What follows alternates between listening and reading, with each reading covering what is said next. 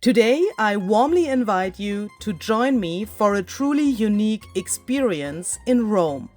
I'm talking about bubble tea. In the midst of the hustle and bustle, just a bit outside the heart of Rome, we will encounter this mysterious beverage for the first and probably the last time. In the first part of this video, we will bravely embark on the tasting journey.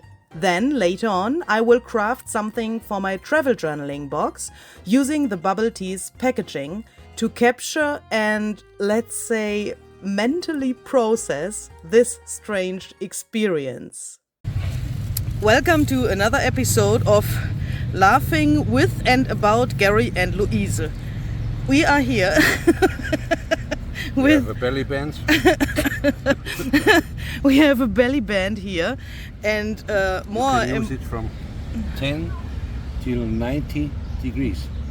Holy crap! The straw. Oh, that's good to know.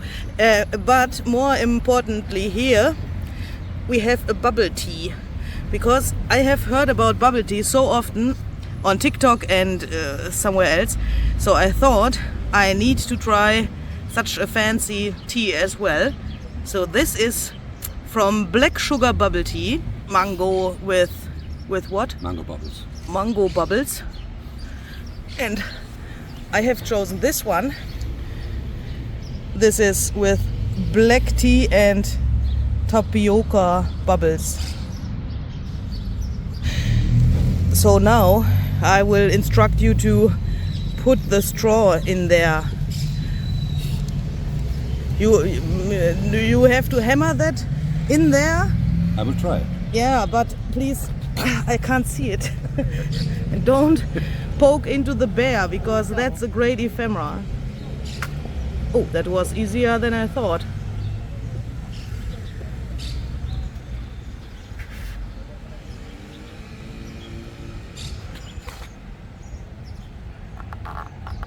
It looks very funny.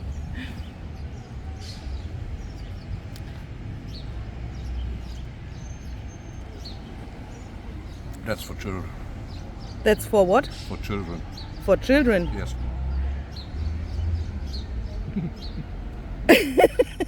What?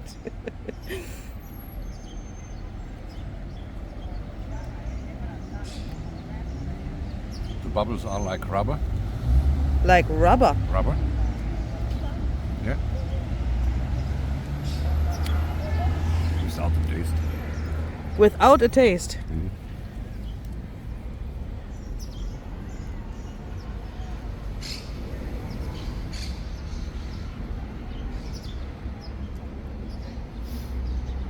So you are trying to tell me that it is disappointing? Already good for me. Let's see what Louise says to this. Give it to me, please.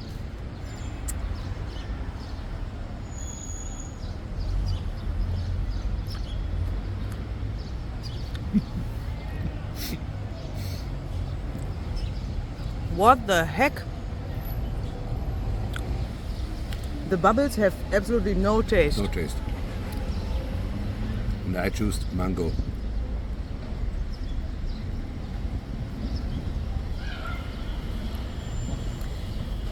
The tea itself also doesn't taste like mango. Very interesting.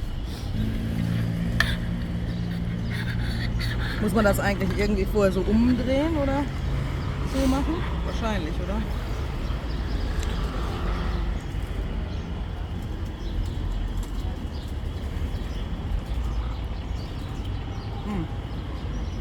That is really good. It's better. The bubbles are also relatively neutral. I thought they taste like something.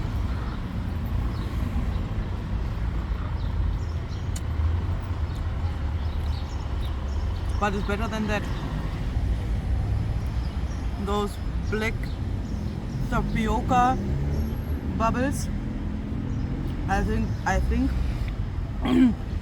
they fit to this black tea better than to the mango flavor.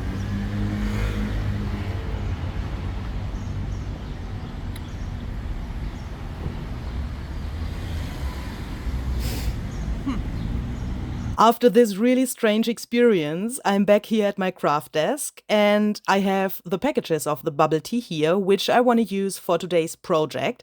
I want to craft something that reminds me to this special day, and I also want to have something that reminds me to the taste of the bubble tea.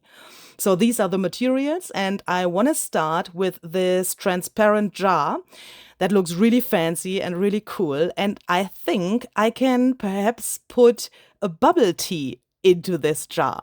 So of course I can't put a real beverage into that. So I have taken out all of my receipts that I have collected during my holiday. These are all the little papers from restaurants when I had a coffee or a meal.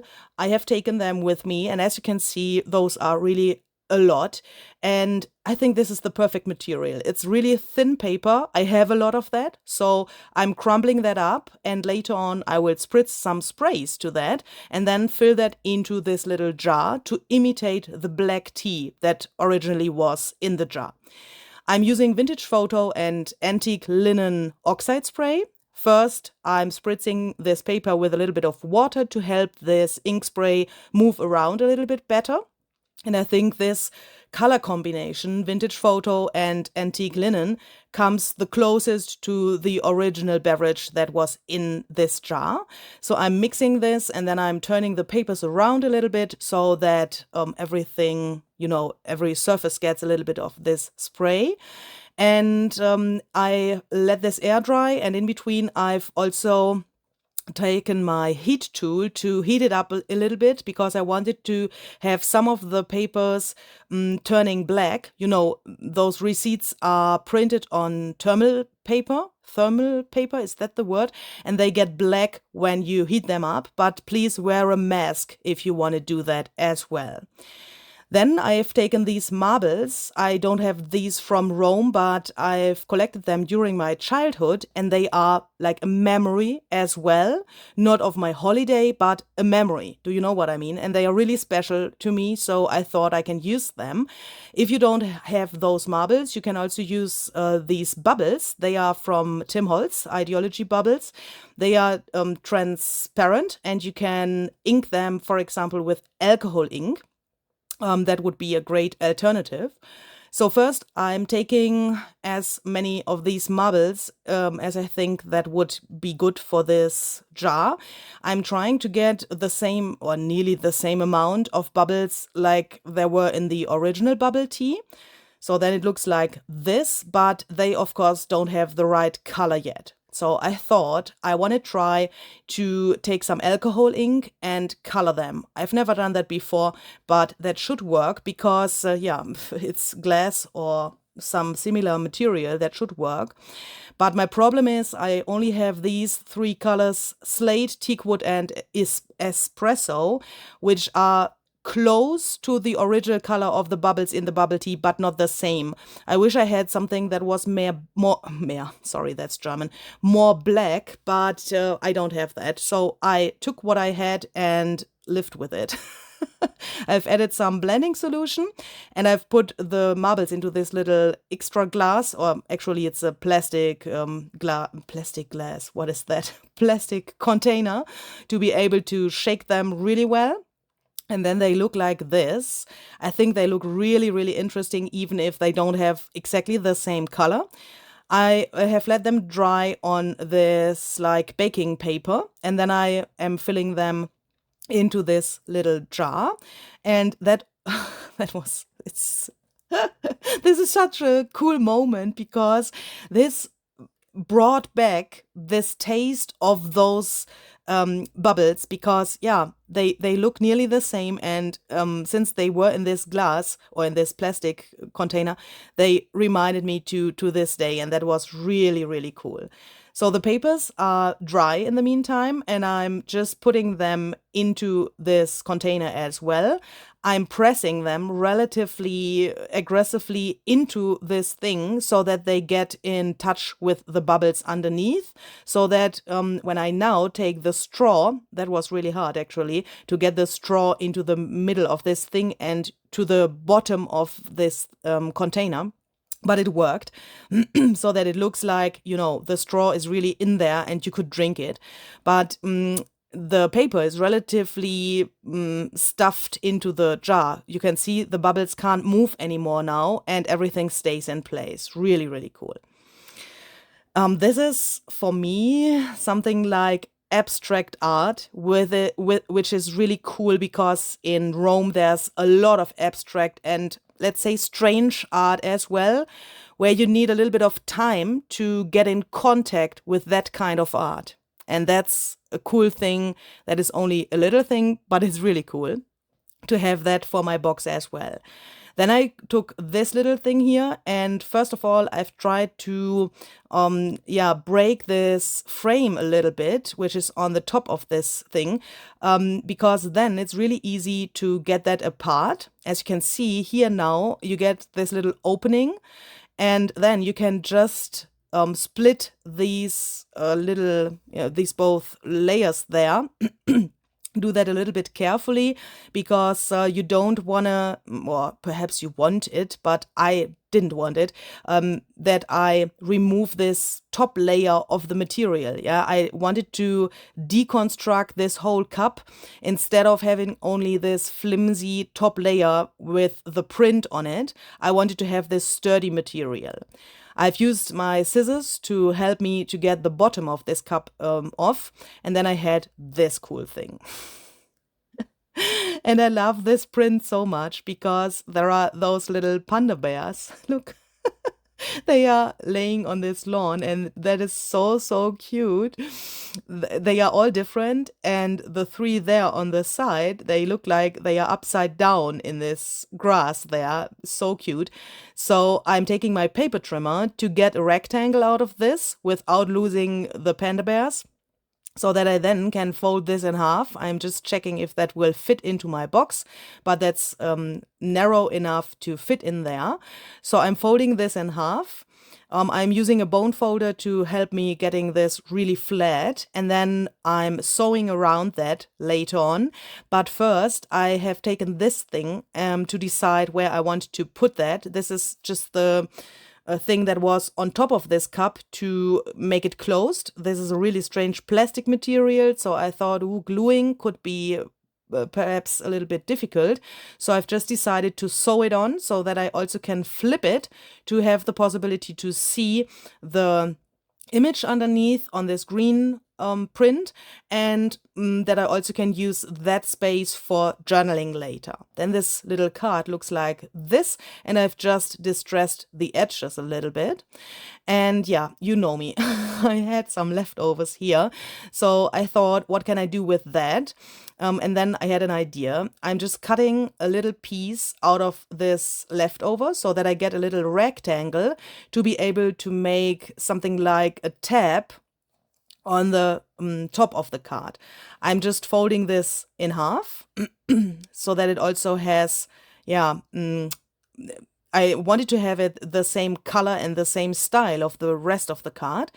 And then I'm taking some pieces of lace. These don't come from Rome, but I thought it's okay when I use some materials that doesn't come from Rome. Don't come from Rome. And I wanted to have a little bit more interest in this corner there. So I've just stapled that together. Then it looks like this from the front. I think that is really cute.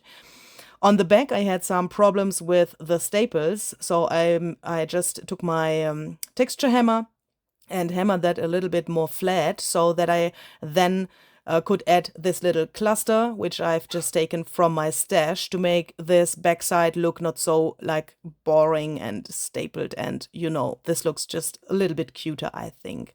And the colors match the rest also really well. So now we, of course, have different possibilities where we want to put this thing. First of all, you could put this to the back. So if you have such a box and you have the cards and journaling cards and tags and that stuff in the front, then you could just take this bubble tea thingy and put it to the back. Then it would look like this, and it would be hidden a little bit behind the cards. But I have decided to put it directly to the front here because my box has this little opening on the front, and then I can see more of this jar. And I think that looks way, way better. Also in combination with the Stimholz backdrop on the front, this green, it fits really, really well. And this card then can go into the box as well, of course. And I've placed it directly behind my bubble tea jar, of course. Where else? I hope you liked this idea. Leave a comment what you think about it, and have very much fun with your own projects. See you the next time. Bye bye.